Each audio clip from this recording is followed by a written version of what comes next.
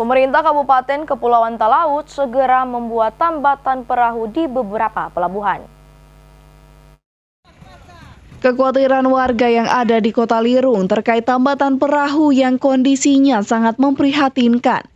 Sepertinya bakal terwujud di mana pemerintah daerah melalui Dinas Perhubungan Kabupaten Talaut telah mengalokasikan anggaran untuk pembuatan beberapa tambatan perahu di beberapa lokasi, di antaranya Pelabuhan Lirung, Pulau Karakelang, dan Pulau Nanusa.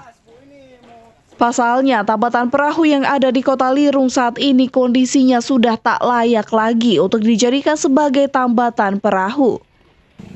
Selain lokasinya yang sangat sempit, terlebih faktor cuaca juga mempengaruhi sehingga di saat air pasang tinggi membuat kendaraan angkutan laut seperti speedboat kesulitan untuk berlabuh.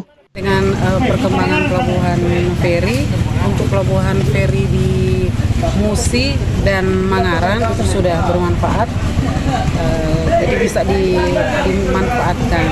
Terkait dengan pelabuhan feri Melumane, sebenarnya pemerintah sudah menyiapkan anggarannya untuk menjadi perubahan dalam rangka penyelesaian. Tetapi mengingat waktu yang sangat pendek, tidak memungkinkan lagi untuk dilakukan, maka kita menggeser ke tahun 2023. Semoga awal tahun 2023 itu dapat segera untuk dilanjutkan pembangunan. Dengan dibangunnya tambatan perahu tersebut diharapkan seperti pengguna moda transportasi laut dapat berpergian dengan aman dan nyaman. Dari Talaut, Alfred Tumanung melaporkan untuk Kawanua TV.